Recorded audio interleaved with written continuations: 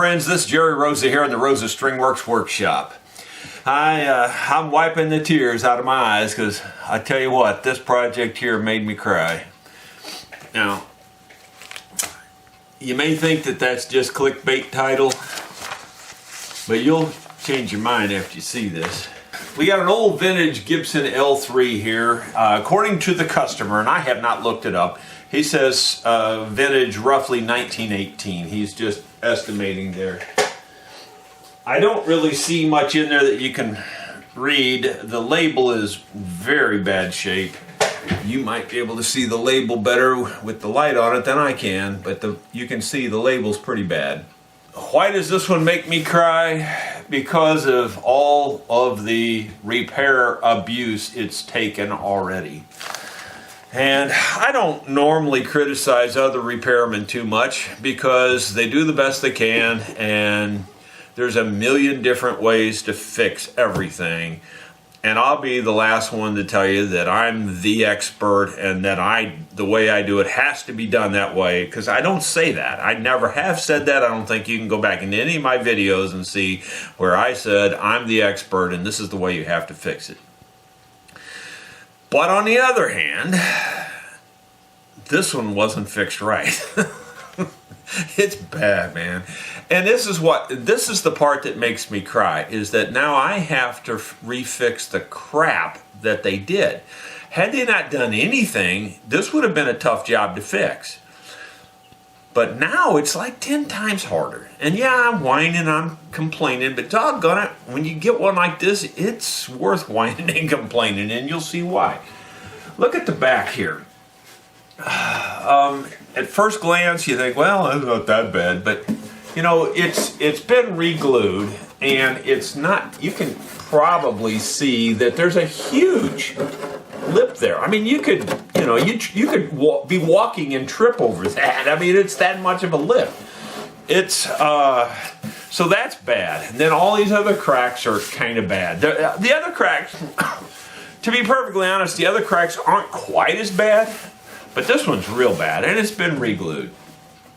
And that wouldn't even be as bad, except for the fact that I'm pretty positive I'm going to have to take this back off again, and they took the back off, and they put all new binding on it, and that is the one thing they did a fairly decent job on, is the binding.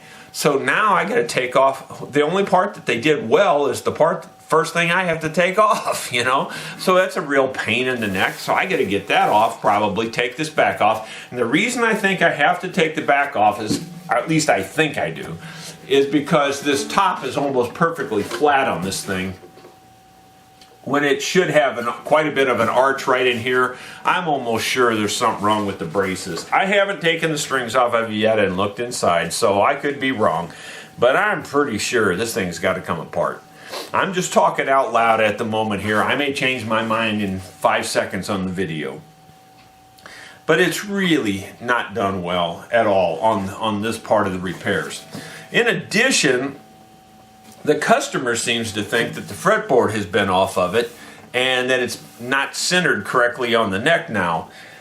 I'm not 100% sure I agree with that. I'm not saying it's not true, because it does have those kinds of hints, but it's not 100% sure, because it's pretty equally spaced here, and there's spacing on the neck all the way down. I'm talking about for the binding, where the binding would go. You can feel a lip there all the way down to about here, and then there's no lip on this side, and I think that could just be wore off. I mean, I don't know for sure. I don't know. I'm not 100% sure about that, but I hate to take the whole fretboard off too, just to fix that. He wants me to put the pins in here instead of wrapping it around like it is. He wants pins made for this. He sent material to make a pickguard out of, although this isn't exactly what I need, but it's, you know, I think we could probably make a pickguard out of it, and he's given his suggestions on how to do this, and we'd have to laminate some plastic underneath here and put some pins in and different things to try to make it look like the original as much as possible. He's also supplied some of that hardware. The tuning keys have been replaced, and they're pretty much you know, a cheap set of tuning keys. As a matter of fact, they're a very cheap set of tuning keys, just stamped metal. This one here is a set of those vintage keys from StewMac, and while they're not a perfect match either, they look a lot better than what's on there. So, you know, we'll probably end up doing that too. So first thing let's do, let's inspect this thing really well.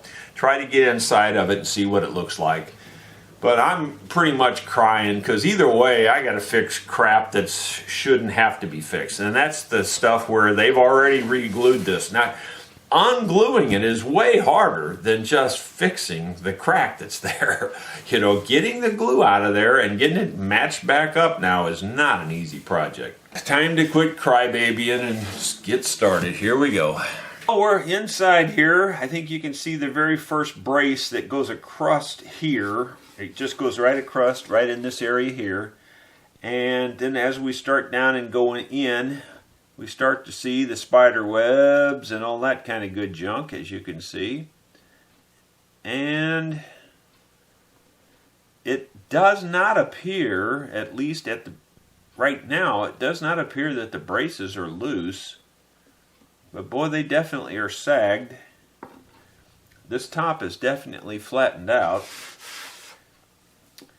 And I'm not exactly sure why. I would just say it wasn't braced properly because it's only got the two long braces that go straight down. I don't see any additional bracing in there. And over time, I guess it's just sagged. I don't see any real problem anywhere else back in there, so I'm going to go back to the tail block area. There's the tail block.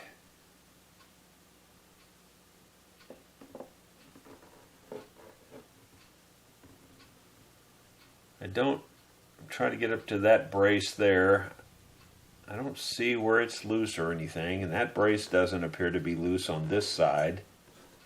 It's hard to see them. Hard to hold it still, but I don't know. You know, maybe I don't have to take it apart, but boy, it don't look right. It's kind of in a world of hurt.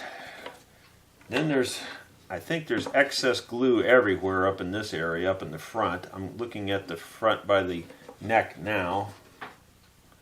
You can just see glue run down everywhere. Just everywhere. They've put a lot of cleats in here. The one really bad break that's going to have to be repaired has been cleated. There's a cleat on it right there. There's a cleat on it right there. More cleats back through there that's on the worst crack. Right there, maybe you can see how big of it doesn't show up as well from this side, but there's a huge step right there. Well, you know, at least the top looks like it's stable, sort of. Oh boy, it is flat though. It really is flat. The back, you know, somehow, maybe somehow, some way, I'll get this crack cleaned out and somehow, some way, get it leveled up and re-glued. That would certainly be better than taking it completely all apart. I'm going to have to try to get inside the sound hole there and knock those little cleats off first thing. So let's do that first. I think before I do any of that, I'm going to go ahead and take the tailpiece off so I don't have that beating around on top of the instrument. So let's get rid of that first. A tip for you, whenever you have to take off a tailpiece like this and get the end pin out, it's always better to take these screws out first, and here's why. Because often the tailpiece has the tail pin wedged in there. Now the tailpiece moves freely, so now the tail pin won't have any pressure on it from the tailpiece. Now, sometimes you get lucky and you can pop it out. This one's got paper wedged in around it. Perhaps you can see the paper around it. That means that they've put that in there to wedge it tighter. And apparently they did a pretty good job of wedging it tighter because it doesn't feel hand loose. What I've learned to do over the years is to take wedges and try to work them in behind here.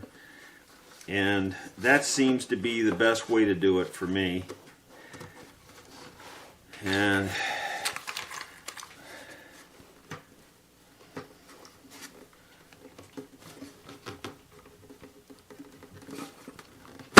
there you go. Popped it right out. That's definitely the best way to do it, in my opinion, is to pop it out with wedges. If you grab a hold of this with pliers and start pulling, you're going to break it and crack it and everything else. So there's another real good tip for you. Use wedges to pop it out. The wedges, believe it or not, put a ton of force on there. They put more force on there, really, than you probably could do with a pair of pliers pulling. Once again, we got the small sound hole on the very big hands, and it's just very hard to get in there and try to do anything reasonable. Those little diamond cleats, I would like to get them off of there, but I'm not sure I can get them with traditional means. I may have to do something else, because I'm sure that I'll be able to get my hand through that sound hole. But once I get that great big hand in there, what can I do? I can't move around, you know. My wrists are small, so that's not a problem. Once I get in there, I've got plenty of room to maneuver my wrist. But the hands, you know, the guitar's not that big of a guitar, and your hand is just too big to maneuver around, and you'll be those places you need to work will be too close to you, and you can't back up because you can't back up through the hole. So it's just a nightmare. You just can't do anything with that. So I think what I'm going to do is devise a very long-handled chisel, which I'm surprised I don't already have that devised, and reach in there and knock those things out of the way. Here's a little scoopy chisel that might reach the first one, and it might work, but I'm not even sure that's going to work. Not really. It's not quite long enough for me to stay back here and manipulate. So I'm going to have to make me a real long-handled chisel. And like I said, I'm surprised I don't already have one of those, because I've run into things like this over the years, and I'm not sure I probably solved each one of them in a different way, but now it's time to just make a good tool for this purpose specifically. Friends, we're over here on the dark side. That's what I refer to the metal shop as. The metal shop gets used by everybody here on the farm, which they're not that many people, but I'm not going to name any names. And this place is a mess over here all the time. I just don't have time to take time to clean it up. So, and nobody else will, so there you go. But aside from that, I've got this. This was a tool that I had made quite a few years ago, and it used to hook around, and it had a chisel on the back side so I could use it to pull bridge plates out of guitars. To be perfectly honest with you, it just didn't work that well. So I decided to just sacrifice it and make a new tool out of it. It's already got a handle, which will be handy. It's already got a nice bend here, which I think will be handy going through the sound hole. I can now temper this, or make a chisel end out of this, and we're going to do that right now. I'll show you how I do it. We're about out of oxygen, so I don't know if we'll get this done or not. What I'm going to do is I'm going to heat this red hot, and then I'm going to pound it out, forge the new head on it.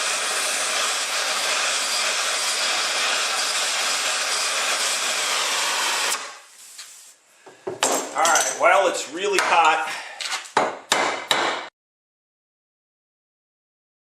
I don't really want to beat too much on the back side. I want to keep it fairly flat, and it's flattened against my little... I do have an actual anvil, it's just that I don't feel like moving my torch, and this was good enough for this purpose today.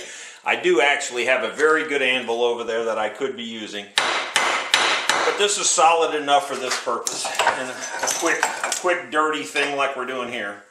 I'm going to heat it one more time and do it one more time. That'll probably be fine. I'm going to go ahead and go to the grinder now and work up a little bit of an edge on that.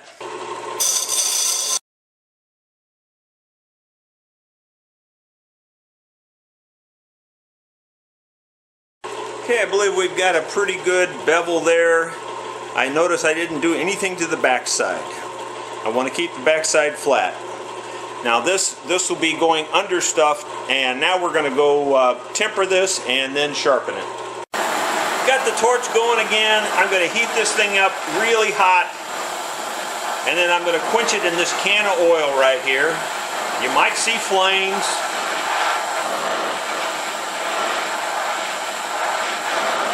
Alright, I'm getting it good and nice and red there. Nice and here we go. That may have worked, it may not have worked. I don't know if this is oil quenching steel or water quenching steel. There is a difference. And I'm not an expert on all that. And now what we'll do is we'll take a file and do a file test on it. If that worked, then a file really won't cut this very much. And it skates right off of it. Just skates right off of it. It's just hard. Now that's too hard. So a file won't hardly even cut that right now. I mean, it will a little tiny bit, but it's more like it's polishing it rather than cutting it.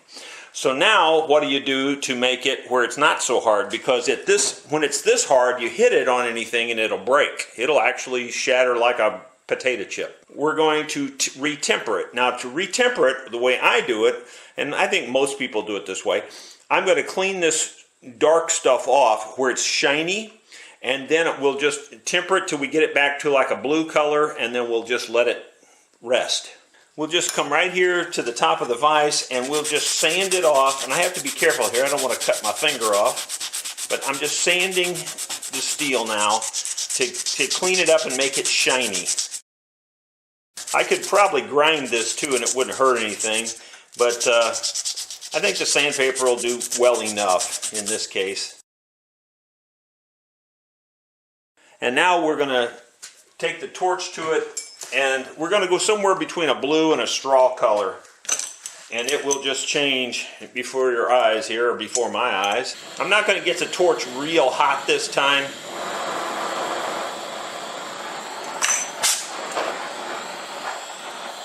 And we'll just heat it right up. And there it is, it's changing right now. That's about as good as I'm going to go right there. I actually might have got it a hair too hot. We're just going to let that cool off on its own now. And now that should help retain most of the hardness, but now it'll make it soft enough that a file can cut it, and flexible so it won't crack and break. Now let's just see if a file will cut it now. Yep. Yeah, a file will cut it now. It's still hard though, I can tell. But it will cut it. It's not skating off of it like it did. I'm going to flatten off this bottom with a file. So if you have an old chisel that's lost its temper, you can do that to bring the temper back. So you could heat it up real red, dump it in some oil, something like that.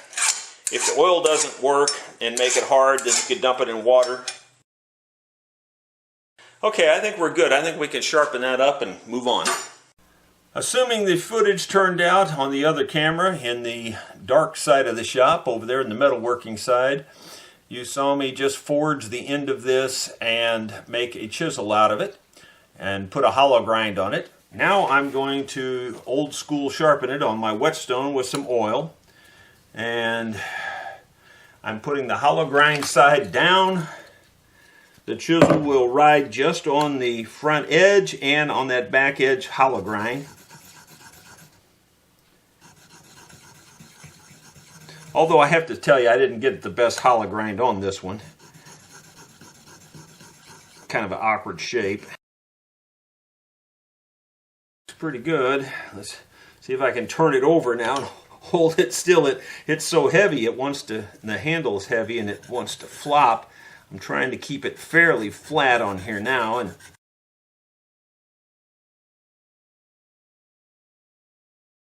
You can see there's a little bit of hollow grind there between the front edge and the back edge. So it's pretty well ground, but not great. Is it sharp enough? To be honest, I probably should file the back of this off or level the back of this off a little bit more. But I'm anxious to get this in use, and I think it's going to be good enough for my purposes here for getting those, to get those cleats off the back of the guitar, that is. So here we go. You won't be able to see exactly what I'm doing, but I'm going in here with the chisel and I'm getting under those cleats. And I've already popped one pretty much off. Yeah, it's pretty sharp. It's cutting them off pretty good. Yeah, I got one completely off.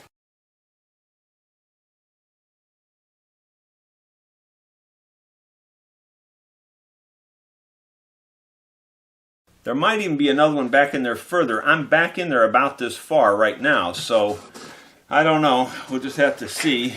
As far as I can tell, I think we got it. At least we got most of it, and that's where the... Yeah, there is one more all the way back at the very back edge, and I can't reach that with that tool even, I don't think. But we're at least a lot further along than we were. At least now there's no cleats holding this. And the glue's not holding it very well either, because I can kind of press on it and crack the glue. So we got some hope here that we can move on now. Got this little blade that I kind of made for purposes like this. And it's got a little hook on the back side of it. And I can reach in here and hook and pull out stuff.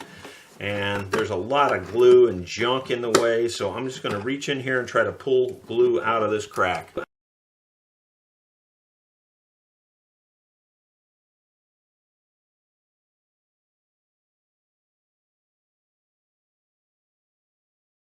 I can push that alignment right up and it's almost perfectly in line. And what I'll do then is while I'm holding it in line, I'll put CA glue on it to hold it where it's at, because there's no good way to clamp something like this. I mean, you could spend hours in device clamping methods, there's no question. But, you know, you're just increasing the cost to the customer significantly for not that big of an improvement on what you're doing. Well, that's not near as bad as I was expecting to have to go to, the trouble I was expecting to have to go to. At least they glued it so poorly that the glue didn't hardly stick to it, so at least we can fix it now. I've got the bar clamp on here. It's got these rubber pads on it, and I've got a little bit of pressure on it right now, but not very much, not enough to close the gap. And I'm going to take my left hand, hopefully, reach it up in here, try to get it flat, tighten it up while it's flat, and that's pretty good. That's pretty darn flat. I'm going to take the 2P10, which is just a CA glue, and I've got the very tiny nozzle on here, and it's the first time I've used these tiny nozzles. I'm hoping it's going to work.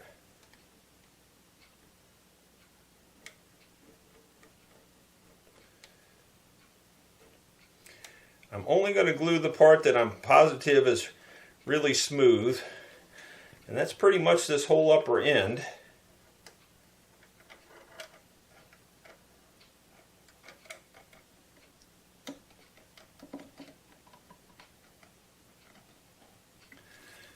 And before it sets up, I'm going to wipe it off as much as I can, and then I'll spritz it. Give it a couple of seconds here to set up, and I spritz it with the accelerator, and hopefully it won't turn white.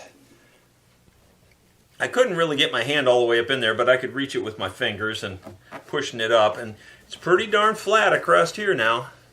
It's a little bit off right in here yet. Not bad, not too bad though. Not compared to the way it was. It's significantly better than the way it was already. The big test is when I take this off, will it hold? Taking the pressure off the clamp here, it seems to be holding just fine. That's significantly better than it was. Now, can I do something to make this better? Actually, I think I can do that from the outside. I can just push down on the high side here, and it appears to be perfect. So I'm just going to go ahead and extend my glue line.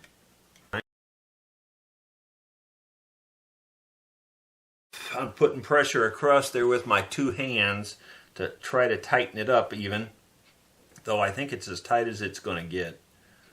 Yep, that looks good. Now we'll go back through there and just make sure the crack's really full. It's a lot better than it was. I don't know how well you can see, but how well this is the crack, and it's lined up much, much, much better. There's no step there now that you can see. There, you know, like you used to be able to trip over that, remember? So that's pretty darn flat. Is it perfect? Well, no. It probably would have been real close to perfect had somebody else not messed it up first, but it's pretty close compared to where it was for sure. It's a huge improvement. It already just looks better. I wish it was a little more level right here at this upper end, but I think we're just going to have to scrape that level because it's just too big a deal to take it apart to fix that.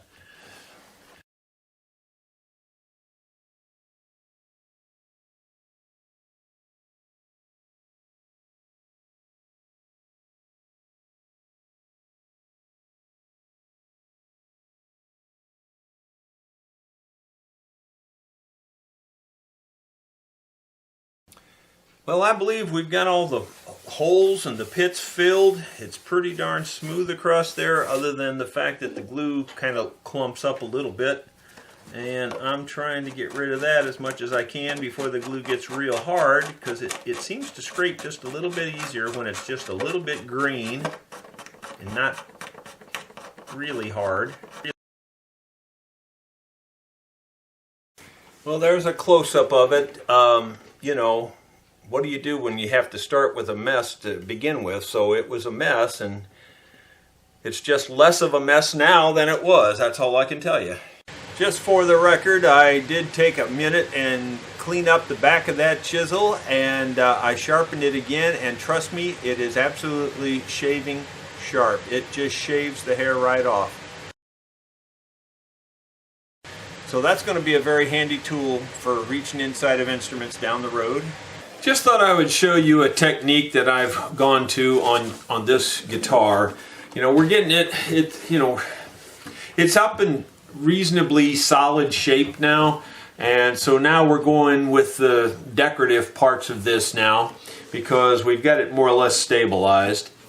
And one of the problems with this fretboard is that there's almost no shelf here where the binding would go, and you can tell it had binding on it because you can see the holes where they drilled it, where the dots were, see?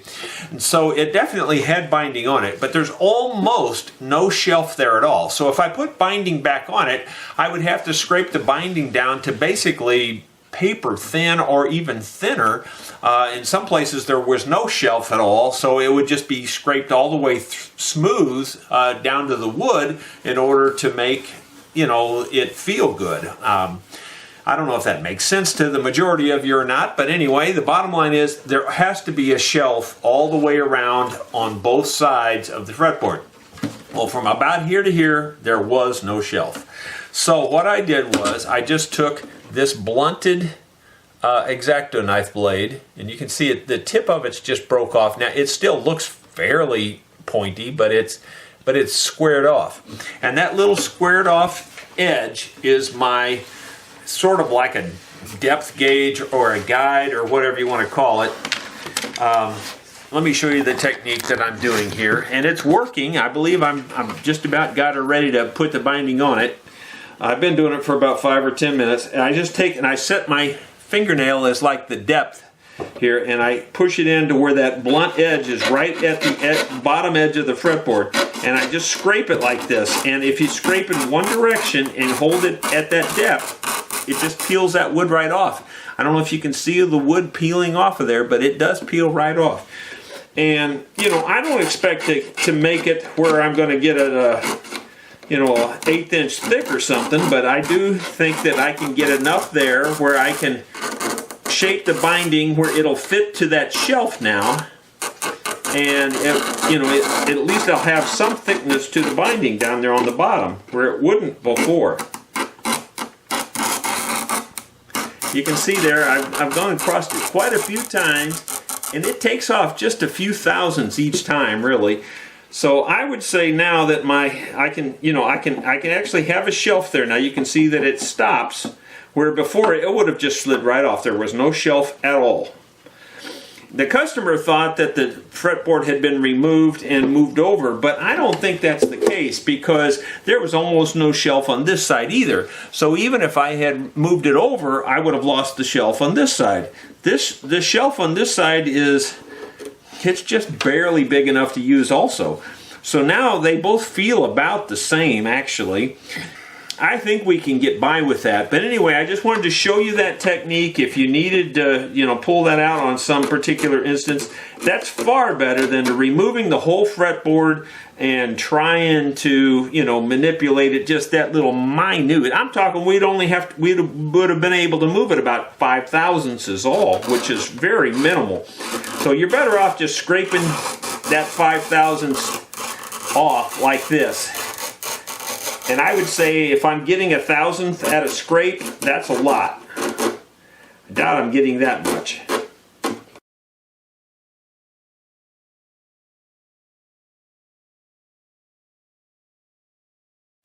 I don't know of another way to do this. I mean, you could try to do it with a Dremel tool and stuff, but you got all these frets in the way, and your fingers will kind of go along those frets and just pass them up.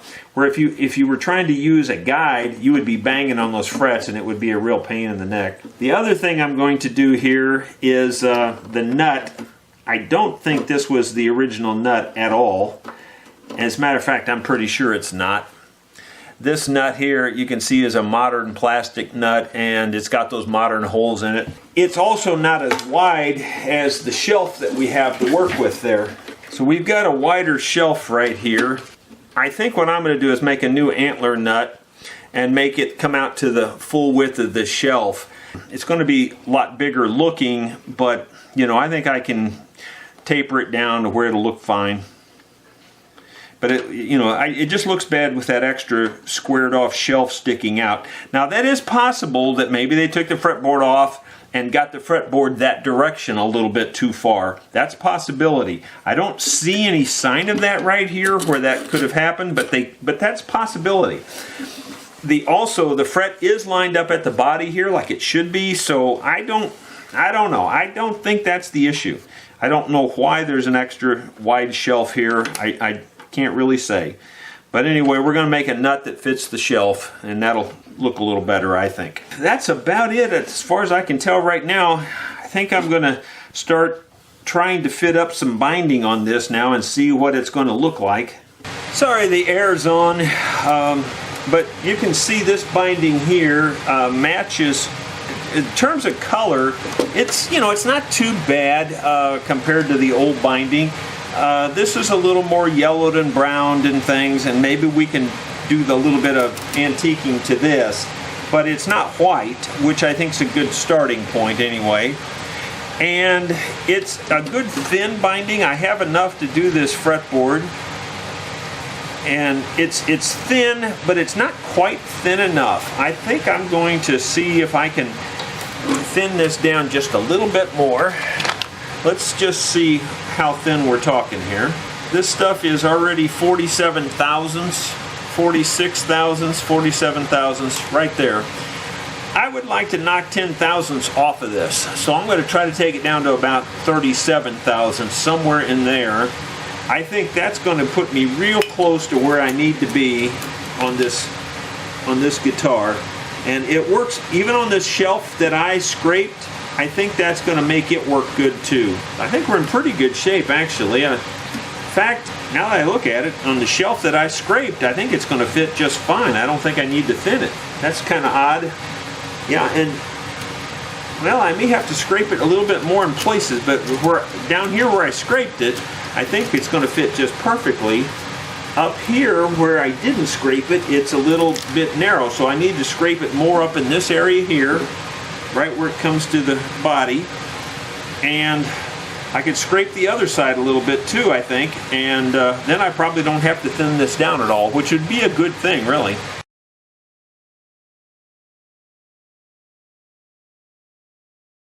I think that's pretty good. Now there's one other issue that I don't like with this binding, and that is that the edges of this binding are almost round instead of squared off.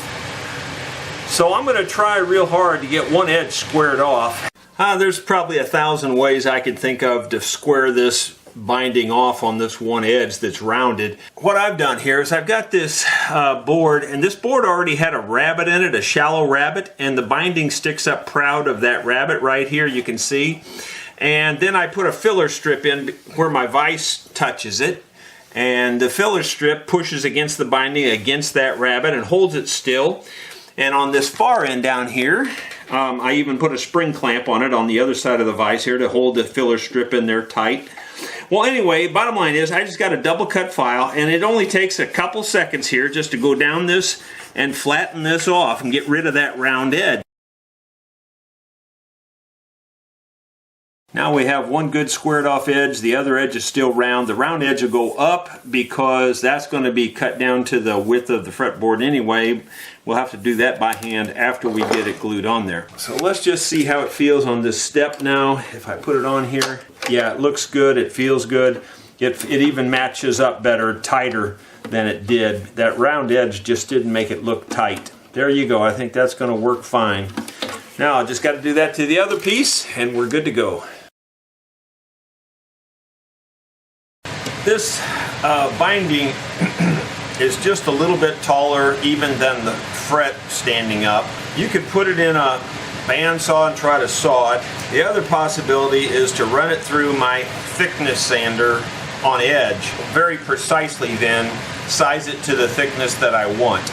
We're here at the thickness sander. In order to, like if you try to push this through there, it just flips and flops and it'll even bend back on itself, so you can't just push this through there. In this case, I made myself a little sled. All I did was run it through the table saw one time, and I didn't cut it very deep, but it's deep enough to hold these stiff, so I can now put this under here and slide these through like so.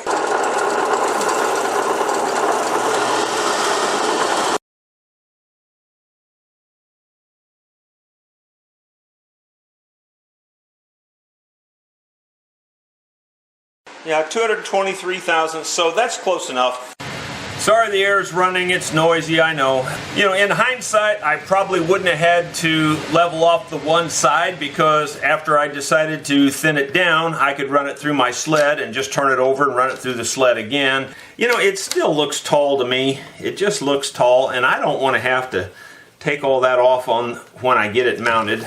Just double checking it here. I may run it through the sled a couple more passes. Ran it through my thickness sander and I knocked off another 5 thousandths or so. It's still a little bit proud, but at least I won't have so much to take off now. And I'm marking the length on this, and then I just take a nippers and nip it off, still a little bit proud. You don't want to try to hit your line. And then just a little bit proud of that, then you can take your file like so, and right on the end of your table like this, you can just square it off and go right back to your line, and it only takes a few file strokes, not too many. The only thing you have to watch is that you're keeping it square. Now we can just glue her in place. I already know that there's problems if I use tape on this. Perhaps you can see the different marks where they had put tape when they put the binding on here, and that tape pulled the finish off, you can see. And so because I know this finish is going to do that, I'm not even going to use it on the neck here, or at least I'm not going to use very much tape on the neck if I use any. I think I'm going to do it the old-fashioned way and just wrap something around it. No point in inflicting any more casualties on this old warhorse. Got my Formula 560 canopy glue here. It reminds me of Elmer's glue, to be perfectly honest with you. It even kind of smells like it a little bit. It's very good glue though for this plastic stuff, and it gets real tacky.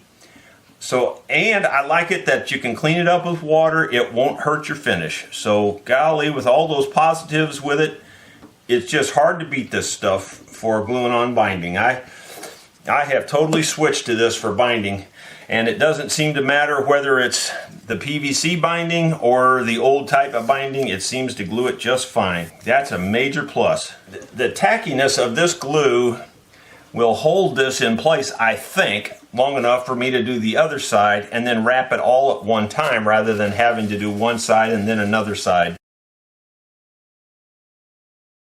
That seems to be holding. I'm going to wet this down, wipe off the excess glue, and then we'll wrap her up tight.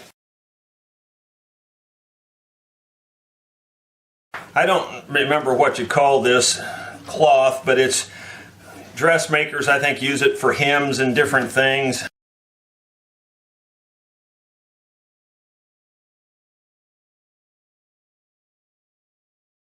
Now we'll just let that sit for an hour and it'll be fine. I found some popsicle sticks, put them alongside the binding up here, and then I put these little tiny squeeze clamps on there, and seems to be doing the trick. Got the binding all unwrapped. It seemed like it went on real nice. It looks like it matched up real well. Now I'm just taking a single edge razor blade and I'm beveling down the bottom edge to match the neck, and I'm trying not to touch the wood at all.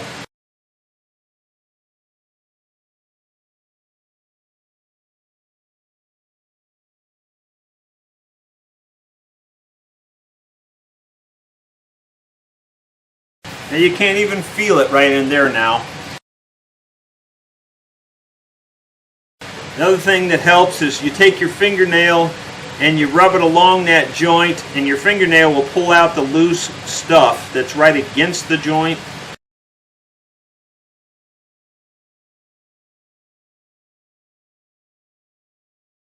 Here's kind of a close-up of what that looks like.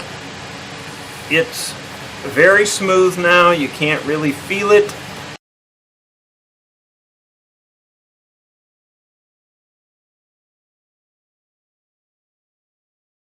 Alright, now the other side, to give you a different view of what it looks like before, you can see that you can feel the edge of the plastic there all the way around. You know, your fingernail runs right along it. So it's totally different than that. Completely smooth now. So we got to do the same thing to this side.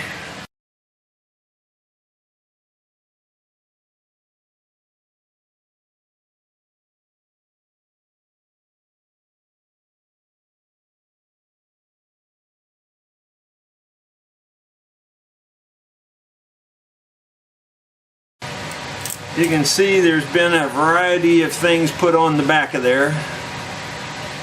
And we're going to put yet another variety on here, but certainly better than this mess that's on there. That's a big screw there. It's kind of sad that they put one so big in there. This is a very large screw for a peg head. Same way with this one. Glad they didn't drill all the way through, at least I don't think they did. Well, that almost goes all the way through, really. It would have gone all the way through had they not had the thickness of the plate. My goodness, that's a mess. I think we're going to have to do some hole fill in here. They've got toothpicks and holes and things. We probably ought to clean that up some before we go putting another one on there, but let's just see how these fit. I think they actually fit better that way, and that's the way they're designed to go, I think, because that just looks better, and I think that'll be fine. So that's the way we'll put them on. None of the holes, well, these two holes sort of match up on the ends. The middle holes are actually straddling the two holes that used to be there. There's two holes here and it straddles those, so we've got a lot of hole filling to do. That's the best I can explain. I'm going to fill all those holes with toothpicks and glue and do the best we can with cleaning that up before we put these tuning keys back on.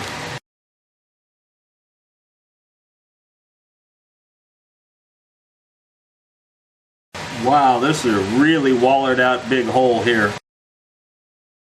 I'm not sure what I'm going to do here yet because this is really wallered out.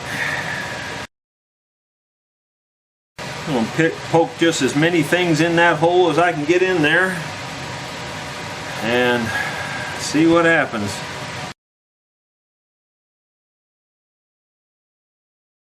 Yeah, that's a big hole there. No question about it. I think I've just about got it full. I got it jammed plumb full. That's all you can do with something like that. So you can see this is all the holes I filled through there with the white in them, and all the big holes up here yet that have to be filled.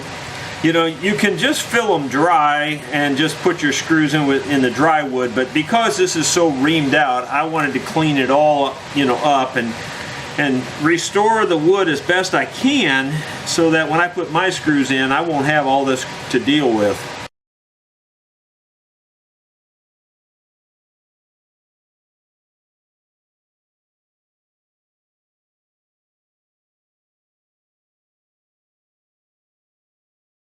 I'm not going to fill all the other holes that you see, and the reason is because those were from vintage tuners where those little things, knobs stuck up. They cut those out for those vintage tuners, and I'm just going to leave that there.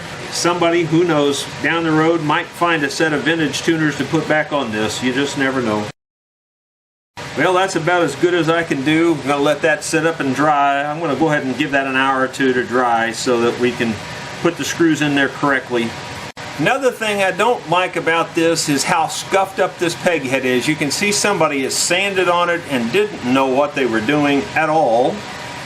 Just messed it up really bad. You know, I know he doesn't like me to dye things, but on the other hand, this would look so much better if it was dyed back black and then oiled with some linseed oil. I think it'll just make it look 100% better. I've got the black Phoebing's Black Noir dye.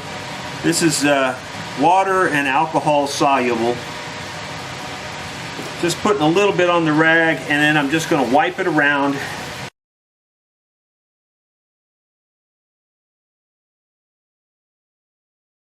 Gonna let that dry a few minutes, then we'll apply some linseed oil to that. I've got the boiled linseed oil here. I'm wiping it on this.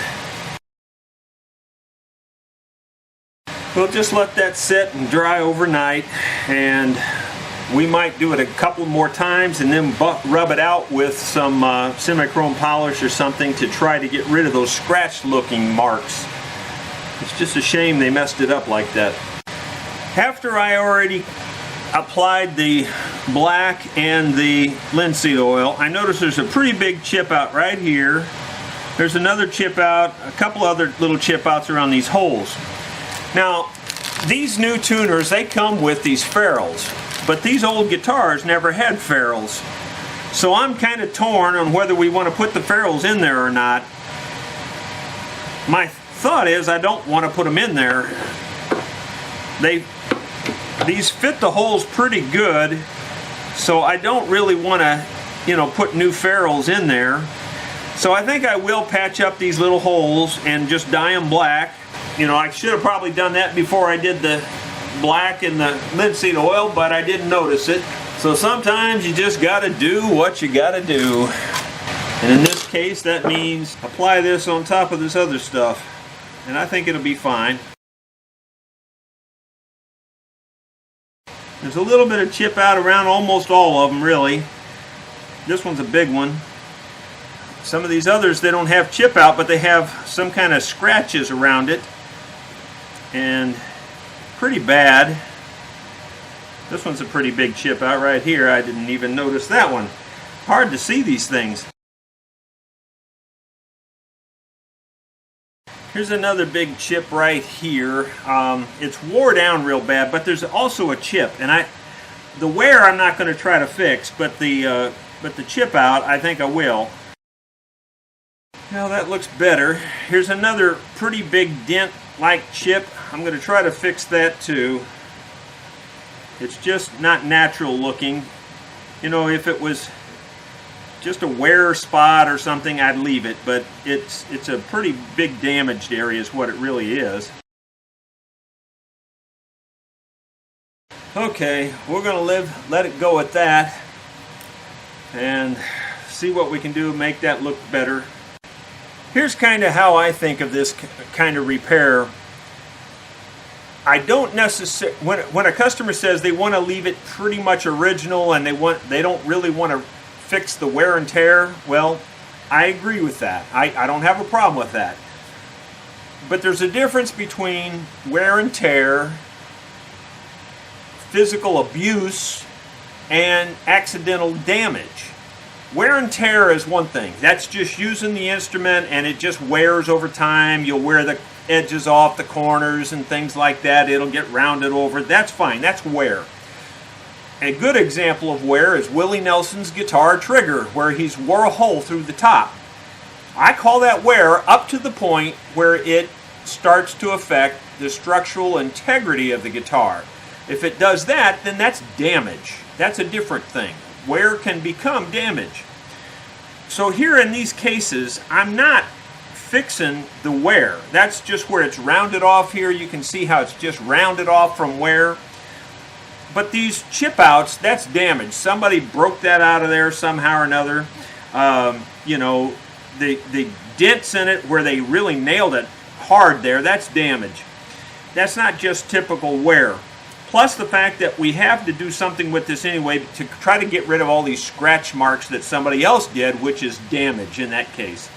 So I'm just trying to blend it, leave the wear for the most part, fix the damage. Well, I don't know if it's a mistake or not, but I couldn't stand the unevenness of all this. It was just so bad. And I took 400 sandpaper to it and cleaned it up the best I could. I didn't really take any wood off. You see these lighter spots. Most of that was really there. It had already just been dyed. And I'm just trying to make it feel good all the way through here. And I don't know how to fix this back, you know, the best way. There's a million options, but darn it, it's really hard to just spot fix something like this. It would almost be better if we could somehow dye the whole thing and just put a finish over the whole thing. It's been cobbled up pretty bad. You can see some real rough sanding in here where somebody's done a lot of sanding, and I'm going to go ahead and just smooth that out too, because it was done with, you know, probably 120 grit paper or something, and it's pretty rough. This 400 is much smoother, leaves it much cleaner.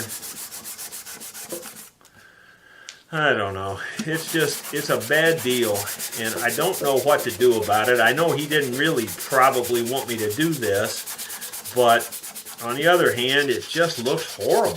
And, you know, if you want the instrument to be decent and have people like it, you know, you got to have it looking halfway decent. I didn't create this problem. I'm just trying to fix it.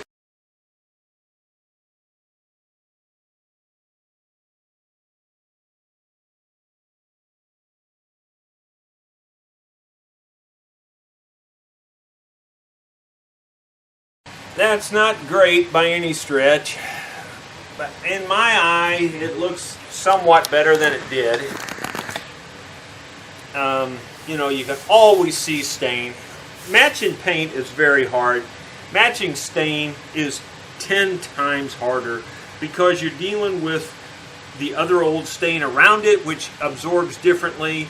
You're dealing with the other old finish around it, which absorbs differently. You're dealing with the wood itself, the bare wood, that absorbs differently than the other surrounding. It's just a nightmare. It's not halfway as easy as mixing paint and matching paint. And that's not easy.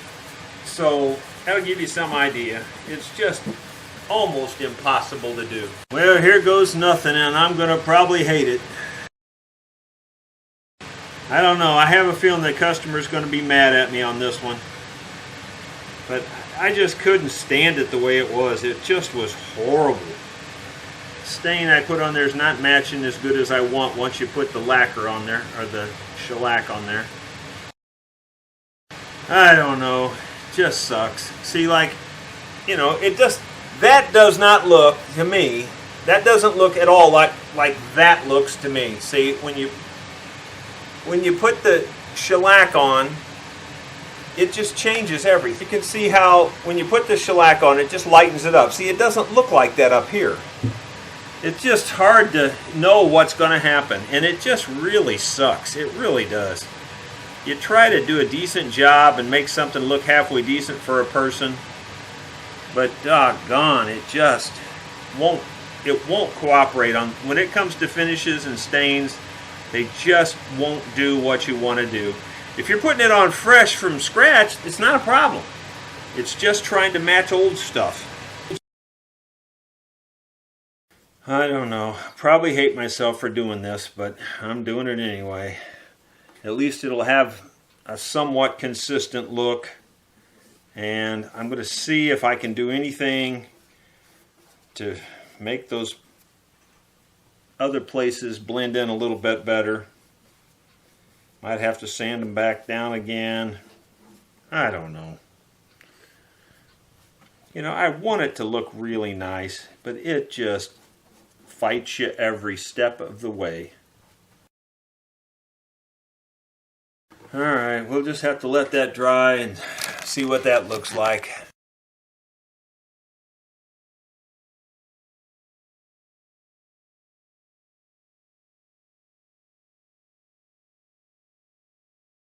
The peg head on this had been sanded before by somebody else with a pretty rough sandpaper. So that's why I'm going over this. That's why I filled it, and that's why I'm going over it with, this is 400.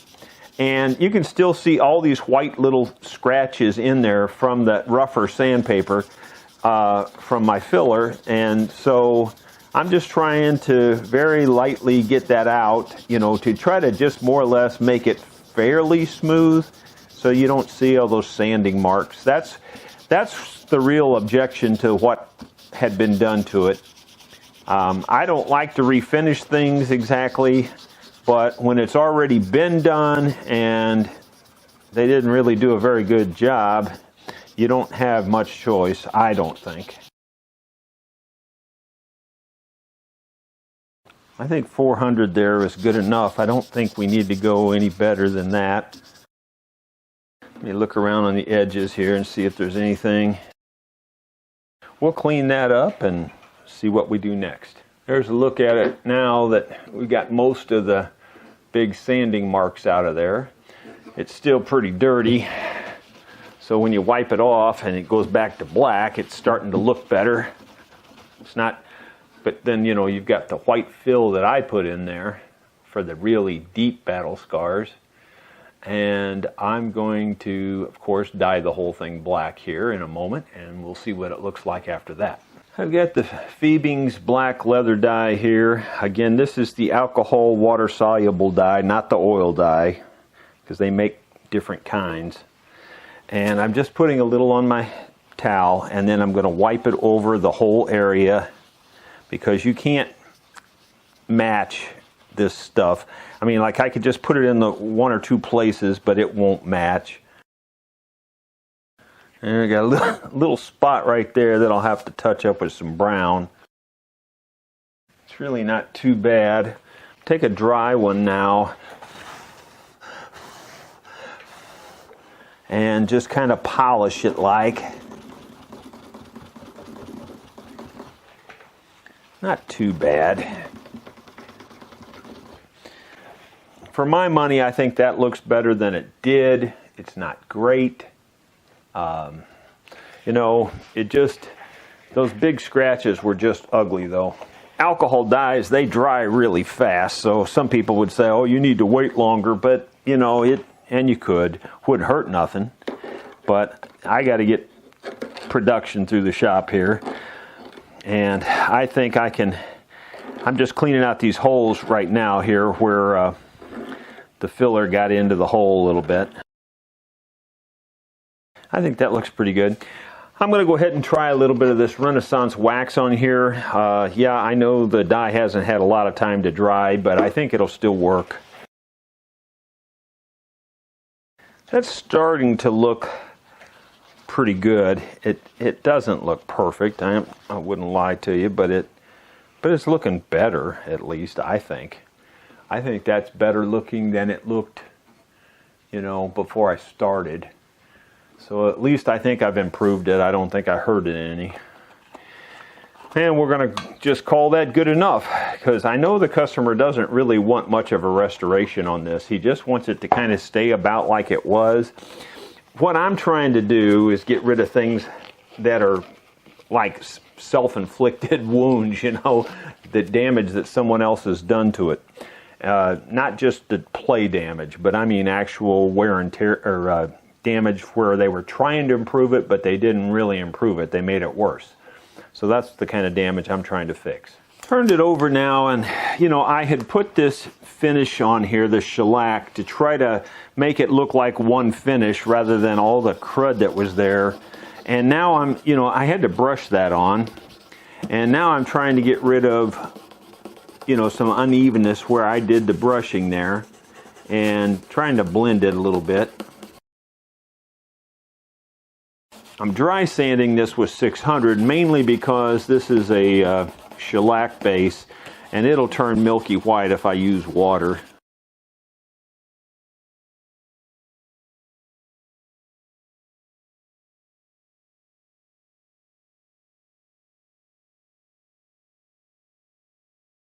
Wouldn't say that's the best job of anything I ever did, but I still think it's an improvement over where we were, even though it's not great. But, you know, it just looked horrible when we started. It's fairly smooth now. There's still a lot of, you know, you can feel a lot of the cracks and stuff.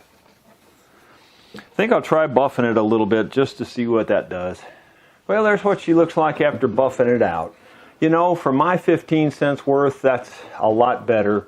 You know, it was abused, folks. I mean, it's been just abused. It's just breaks and things everywhere, and you know, at least it's together, it's solid, it doesn't rattle, it's stable, if you will, and it looks the way it looks. But it's, to me at least, it kind of looks like one back now compared to a bunch of cobbled up messes.